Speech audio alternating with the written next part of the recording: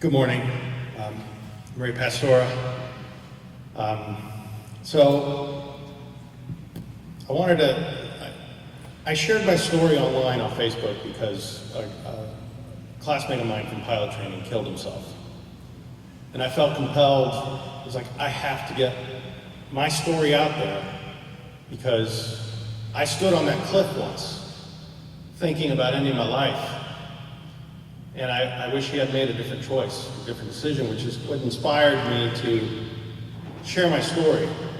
So, to give you a very quick summary of my career, very quick.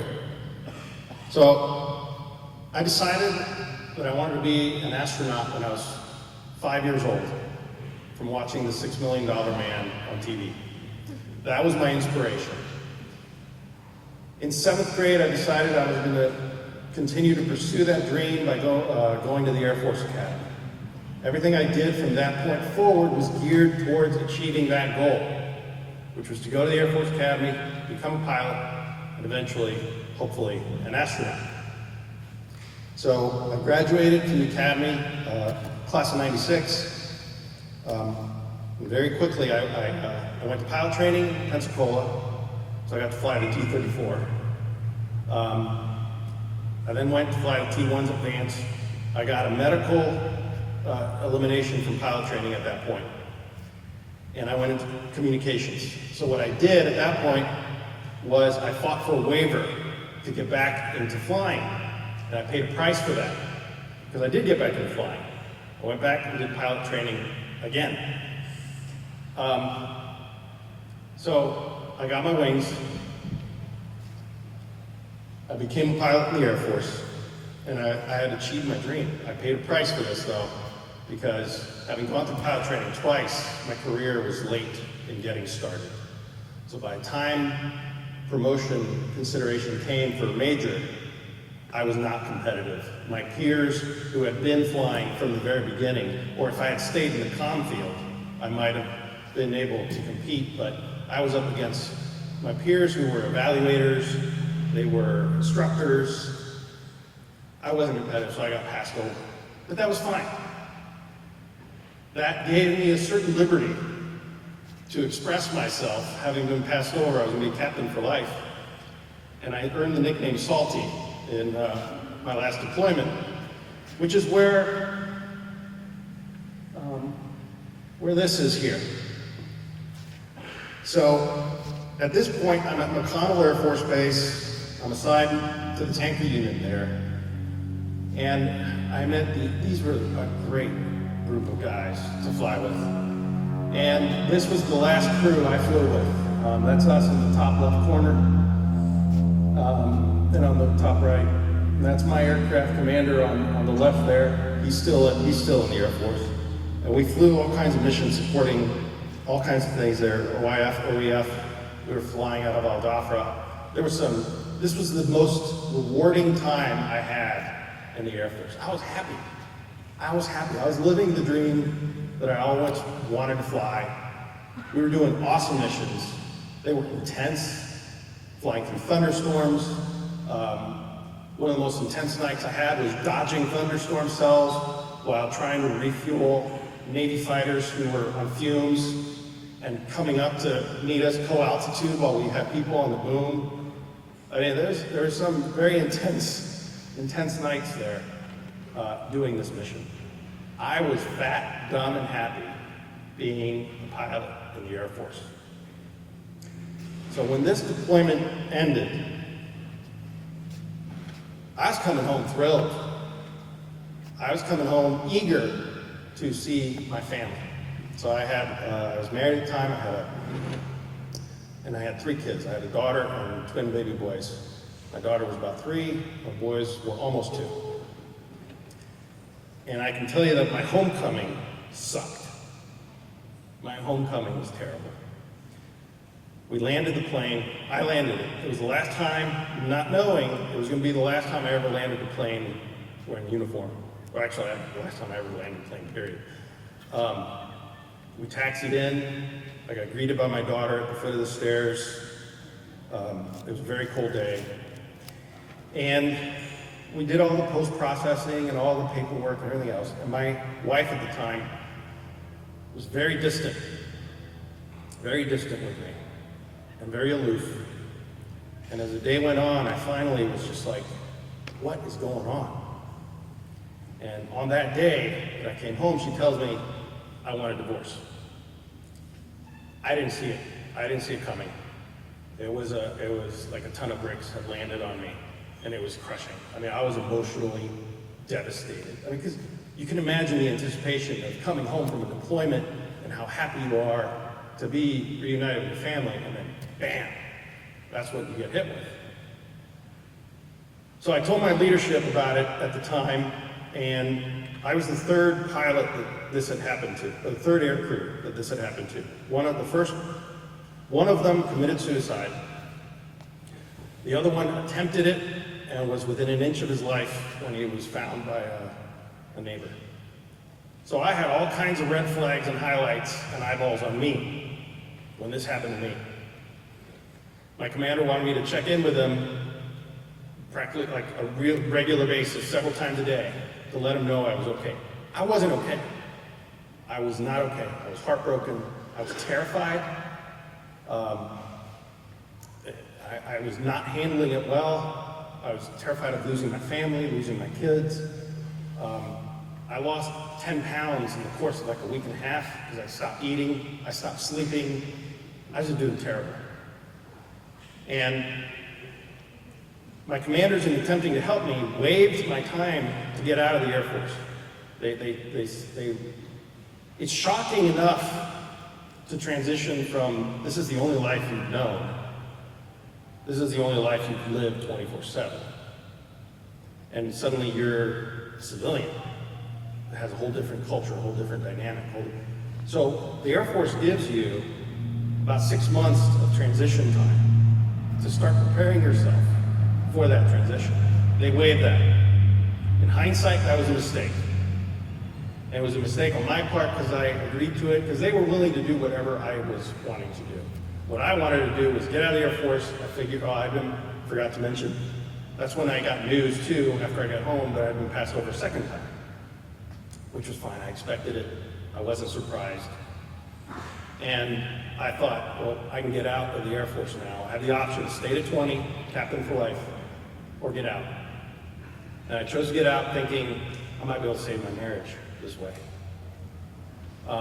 So in a period of 2 months, I landed in mid-February of 2006.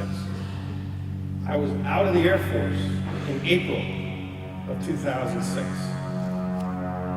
And in that period, I went from being fat, dumb, and happy, doing a job I loved, to newly divorced, separated from my children, unemployed, in a completely alien culture, now as a civilian, and terrified of the future, and terrified of not being able to see or be around my children. So I was not doing well. This guy took me in that I had run into just a handful of times over my career.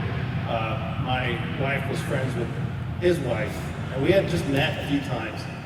He took me into his house, barely knowing me, and let me live with him. But while I was there, I just continued to spiral. Anybody who knew me during this time knew I had the 1,000-yard stare. I was never there mentally, just emotionally. I was a wreck. I would cry at the drop of a hat. And fear was driving me because I was just terrified I wouldn't be able to see my kids. And so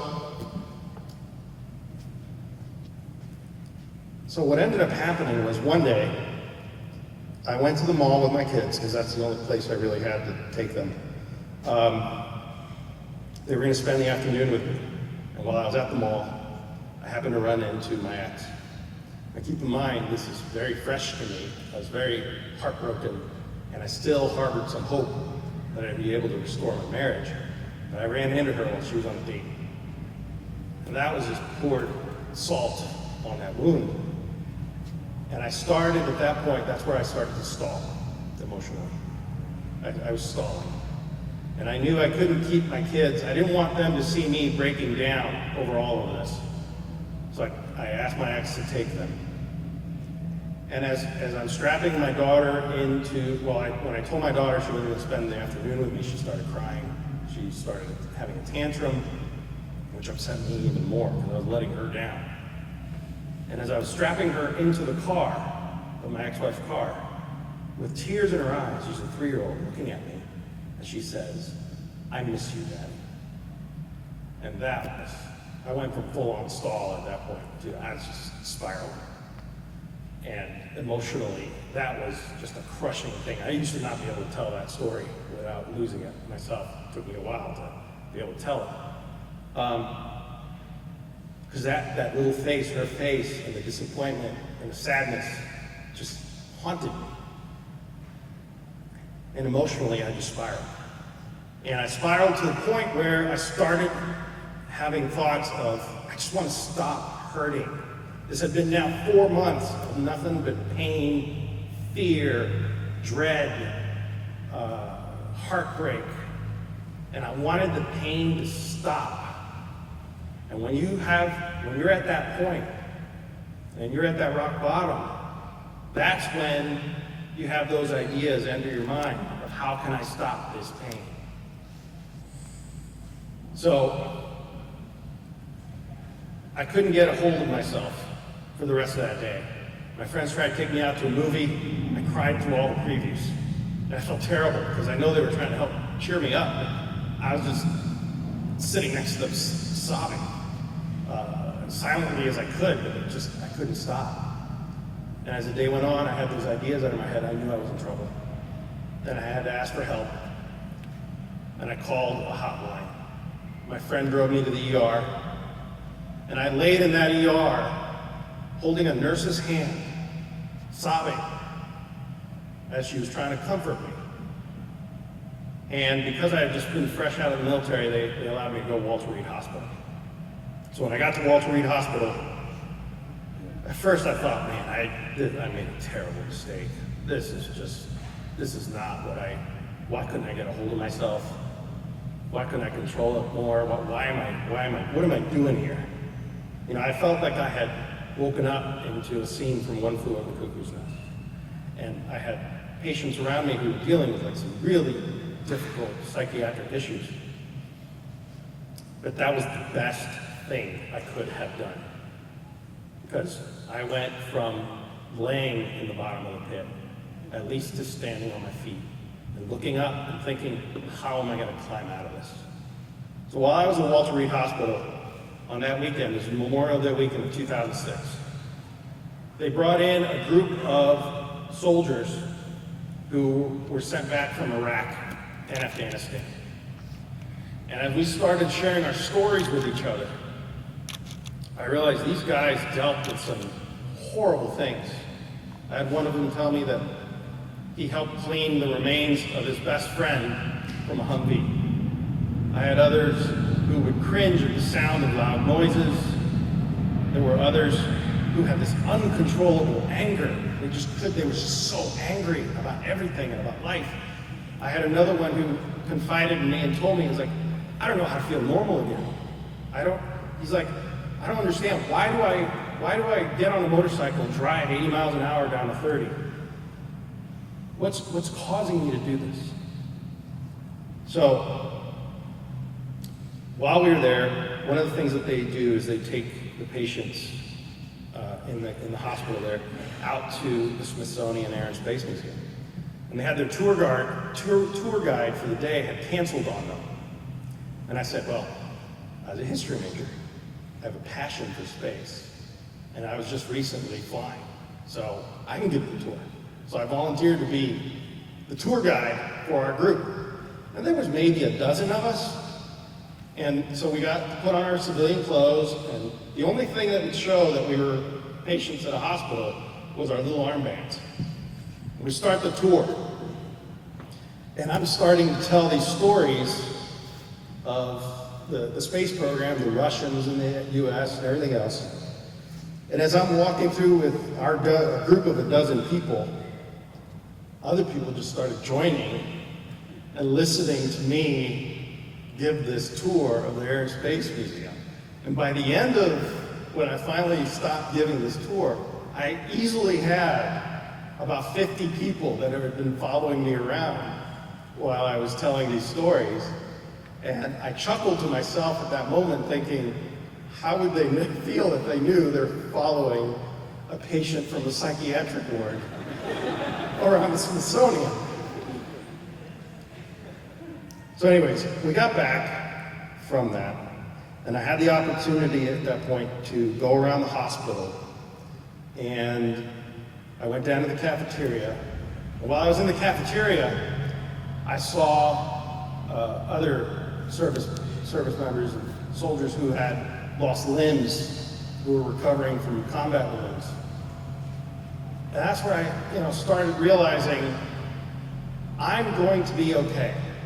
I'm going to recover from this. These guys have wounds that are physical that are going to be with them the rest of their lives. That's not to say that what I went through didn't have a long-lasting, it's not a wound of its own, but it helped me see that I'm going to be okay. I'm going to get past this. I can put my life back together. So I got discharged from Walter Reed. I could have stayed there a little longer and it would have been good. But I landed a job about 7 months later at the Pentagon, working for the Joint Chiefs. I started putting my life back together. I went through the legal process, which was brutal and grueling and horrible, and I don't wish it on anybody, but I secured my rights as a father to be able to be in the life of my children. It was only until then, it was at that point that I finally was able to really, truly start moving on, because I was no longer living in fear, which had been driving so much of what I felt. I started moving on. And if I had taken the step, if I had acted on ending my life, my 3 oldest kids would have grown up without a father. They would have grown up with the ghost of a dad who took his own life. And how was that going to impact them? I wasn't going to be there for them as they got older to influence them. My wife, and I don't know, she might tell you this, I don't know how she would tell you. She would never have married me, so we got married in 2010, and we had 3 little girls. In the left picture, you don't see Lucia, which is my youngest, there on the right, because my wife was pregnant with her at the time. But we have 3 little girls that wouldn't exist. They wouldn't be here. And the point of me sharing this story with you today, I want to reach anybody who's hurting, but at the same time, I want to plant seeds in the minds of those of you who are not. Because all of us, every single person in this room, is going to have life kick you down in one way or another, in some way. Death of a parent, death of a spouse, sudden illness, you name it, failure of a marriage.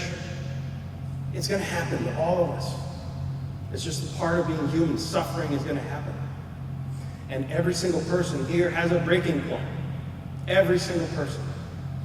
You may have a very high breaking point, but we all have a breaking point.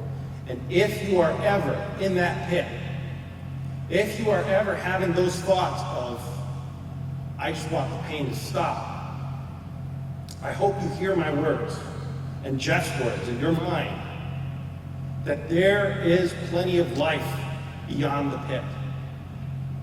There's plenty to live for, because if you take your own life, you're going to be impacting people in ways you cannot even imagine, especially when you're in that mode. When you're in that mode and you're in that zone, it's very hard to see that you're going to devastate your parents, and they're going to live with the question of what did I miss? What could I have done for my son or my daughter? You're going to impact your friends. What did I miss? What didn't I say to them? Your siblings. So if you cannot do it for yourself, Do it for others. Do it for them. Find your why to live for. One of the things that I was given when I was in Walter Reed Hospital, I was given a book by Viktor Frankl called Man's Search for Meaning. And this, I'm paraphrasing here, it's not a direct quote. When I read that, it hit me. And I wanted to get a highlighter right away to just highlight that saying. A person who has a why to live for can endure just about any how. And this is in the book written by a man who survived the Holocaust. He was a Jewish man who survived the Holocaust. And he saw that if a person had a why to live for, they could endure just about anything. And that is my message to you today. Find your why. Thank you.